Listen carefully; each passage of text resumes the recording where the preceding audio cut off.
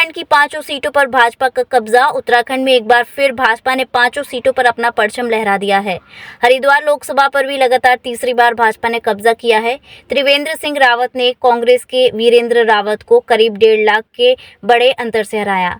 भाजपा प्रत्याशी त्रिवेंद्र सिंह रावत को कुल पड़े वोट का 50% 6,36,038 वोट मिले, जबकि 4,80,559 वोट वीरेंद्र सिंह रावत को मिले, जिसके बाद भाजपा कार्यकर्ताओं ने फूल मालाओं से त्रिवेंद्र का स्वागत किया।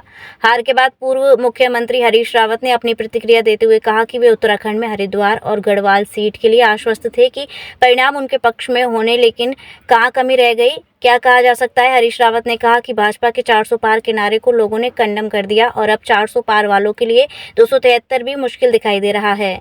उन्होंने उत्तराखंड की 5 सीटों पर बड़े अंतर से हराने पर कहा कि नतीजे उनके आकलन से परे हैं, जिसकी वे समीक्षा करेंगे कि आखिर कहां कमी रह गई। वहीं दूसरी ओर भाजपा प्रत्याशी ने अपनी इस प्रचंड जीत पर जनता का आभार जताते हुए कहा कि वे हरिद्वार लोकसभा की जनता की उम्मीदों पर खरा उतरेंगे। उन्होंने कहा कि वे हरिद्वार लोकसभा में शहरी क्षेत्रों की यातायात व्यवस्था और ग्रामीण इलाकों में किसानों की समस्या को अपनी प्राथमिकता में शामिल करेंगे। उन्होंने कहा कि प्रधानमंत्री मोदी के विकसित भारत के संकल्प में 2024 का ये चुनाव बहुत महत्वपूर्ण भूमिका निभाने जा रहा है। धन्यवाद करता हूं हरिद्वार लोकसभा के हमारे तमाम मतदाताओं का, तमाम कार्यकर्ताओं का और तमाम ऐसे लोग जिन्होंने अपने व्यक्तिगत आधार पर भारतीय जनता पार्टी को यहां पर सपोर्ट किया है और सांसद के रूप में मुझे यहां से भेजने का निर्णय लिया है। मेरे पास उनके लिए ऐसे कोई शब्द नहीं है कि मैं किस ढंग से उनका आभार प्रकट करूं। मेरे लिए बड़ा कुछ भावनात्मक सा भी ये अवसर है। कई स्थानों पर जो अपेक्षा थी, अपेक्षा से भी बहुत अच्छा मतदान यहाँ पर मेरे पक्ष में हुआ है, पार्टी के पक्ष में हुआ है। मैं उन तमाम भाई बहनों का बहुत बहुत धन्यवाद करता हूँ, आभार प्रकट करता हूँ और उनको आश्वस्त करता हूँ कि मेरी ओर से कोई भी ऐसा काम न हो कि हरिद्वार लोकसभा के मतदाताओं को कहीं पर भी शर्मिंदगी महसूस हो। मैं उनको विश्वास दिलाता हूँ। लेकिन जिस तरह से 5 लाख का टारगेट रखा गया था तो कमी कहाँ रह गई, क्योंकि मार्जिन 5 लाख पार होना था। टारगेट रखा जाता है, एक टारगेट रखा जाता है कार्यकर्ताओं के लिए, थोड़ा उत्साह के लिए भी होता है और थोड़ा एक रणनीतिक भी विषय होता है। और इसलिए जो हमारा अनुमान था, हम लगभग उसी के करीब पहुँचे हैं। ज़रूर जो कुछ दलों से हमको अपेक्षा थी कि वो कुछ वोट लेकर जाएंगे, वो इस पर बहुत ज़्यादा सिमट गए हैं, बहुत ज़्यादा संकुचित हो गए हैं या वो कहीं तक पहुँच ही नहीं पाए जनता तक। तो उसके कारण थोड़ा सा मत प्रतिशत में अंतर पड़ा है। रावत जी, लगातार तीसरी बार भाजपा के कैंडिडेट को विजय मिली है हरिद्वार से, ये कितनी बड़ी उपलब्धि मान रहे हैं? बहुत बड़ा विश्वास है जनता का भारतीय जनता पार्टी के ऊपर। हम ये विश्वास है जनता का कि भारतीय जनता पार्टी नरेंद्र मोदी जी के नेतृत्व में जो विकास इन 10 सालों में हुआ है उसको और आगे बढ़ाएगी और जो हमारी आने वाली जनरेशन है, आने वाली पीढ़ी है, उसके लिए माननीय प्रधानमंत्री जी ने कहा कि हम विकसित भारत के लिए मतदान करना है। और विकसित भारत का जो विज़न है, वो विज़न 2047 है, यानी कि भारत की आज़ादी के जब 100 साल होंगे तो हमारा भारत कैसे होगा, उस दिशा में महत्वपूर्ण भूमिका निभाएगा ये 2024 का चुनाव। प्राथमिकताएं क्या रहेंगी हरिद्वार को लेकर, किस तरह के काम करने हैं? देखिए, हमारे यहाँ कुछ शहरी क्षेत्र है, कुछ ग्रामीण क्षेत्र है। शहरी क्षेत्रों की जहाँ ट्रैफिक की एक बड़ी समस्या है, कंजेक्शन है, वहीं ग्रामीण क्षेत्रों में हमारे किसान भाई हैं। तो हमारी प्राथमिकता जो हमारे किसान भाई हैं, जो उनको जो खेती को जो नुकसान पहुंचता है, चाहे जंगली जानवरों से होगा, भूमि कटाव के कारण होगा या जल भराव के कारण होगा, मेरी कोशिश होगी कि उनको मैं प्राथमिकता के आधार पर आगे बढ़ाऊं। क्योंकि किसान जो उत्पादन करता है वो उसके अपने लिए नहीं होता है।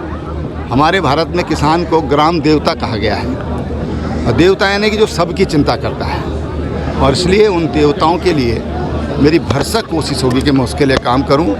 शहरों में जो ट्रैफिक की समस्या है उसको सुधार करेंगे, स्वास्थ्य और शिक्षा पर काम करेंगे।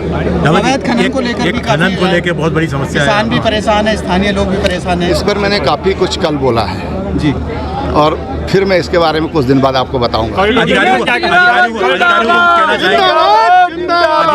कहना चाहेंगे हरिद्वार के अधिकारी? नहीं, मैं समय आने पर सब समय पर आप इंतजार अभी परिणाम आने बाकी हैं, लेकिन ये लगता है कि उत्तराखंड के 5 सीटों पर भाजपा हमको उम्मीद थी कि हम हरिद्वार और पौड़ी में अच्छी टक्कर लेंगे, जीतेंगे, लेकिन कहीं कुछ कमियां रह गई होंगी, कुछ कमियां रह गई। क्या वजह मान रहे हैं इसकी? अब इसको वजह कुछ क्या माना जा सकता है? कुछ अधिकांश विधानसभा क्षेत्रों में कांग्रेस जीत रही है और 3-4 विधानसभा क्षेत्रों में हजारों वोटों से हार जा रही है। क्या उसको कहा जाए, क्या भावना बनाई, क्या विश्लेषण किया जाए? राष्ट्रीय स्तर पे जो रुझान आ रहा है, 400 पार का एक नारा दिया था, वो नारा लोगों ने कंडेम कर दिया। अब तो 400 पार वालों के लिए 273 का आंकड़ा पार करना जो है महाभारत हो गया है। अब वो 225-30 के करीब में सिमट जा रहे हैं। इंडिया को बहुमत मिल रहा है, हमारा गठबंधन सरकार बनाएगा। भाजपा कमजोर होगी, इससे लगता है आपको मोदी जी का कद कुछ कमजोर होगा? ये तो कोई भी कैलकुलेशन लगा सकता है। जो 400 पार की बात कर रहे थे उनको तो मोदी की गारंटी थी, उस गारंटी को लोगों ने रिजेक्ट कर दिया। लोगों ने गारंटी को रिजेक्ट कर दिया, इतने उनके कैंपेन को रिजेक्ट कर दिया। बल्कि 2 राउंड में वो अपने लोकसभा क्षेत्र से भी हारे। जनता ने वहाँ भी उनको चेतावनी दी है। तो जनता अहंकार किसी का नहीं रखती, ये अहंकार की भी हार है। ये एनडीए की हार नहीं है, अहंकार की भी हार है। और इंडिया गठबंधन, इंडिया के साथ लोग भावनात्मक रूप से जुड़े और लोगों ने परिवर्तन के लिए वोट दिया और संविधान की रक्षा की। रावत जी, जिस तरह से यूपी का ट्रेंड आया है, सपा एक तरफ पुनर्जीवित से जैसे होती दिखाई दी है, 5 सीट से 35, कांग्रेस भी 8 सीट पे, और जिस तरह से अमेठी का परिणाम आता दिखाई दे रहा है, ये सब बहुत उत्साहजनक है। उत्तर प्रदेश में कांग्रेस के रिवाइवल का मतलब है, कांग्रेस या लोकतांत्रिक पार्टियों के वर्चस्व का मतलब है, बहुत बड़ा अर्थ है उस बात का। और उत्तर प्रदेश को सांप्रदायिकता की ताकतों से छीनना बहुत बड़ी बात है। और सबसे बड़ी बात यह है कि फैजाबाद से भारतीय जनता पार्टी हार रही है। तो क्या योगी जी का जो चल रहा था झंडा वहाँ पे वो बुलंद नहीं हो पा रहा है?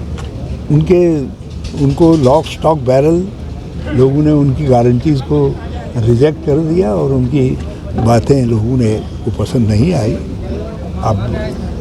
अभी जहाँ पर एनडीए के उम्मीदवार अच्छी टक्कर में दिखाई दे रहे हैं, वहाँ भी अंतर वोटों का बहुत कम है।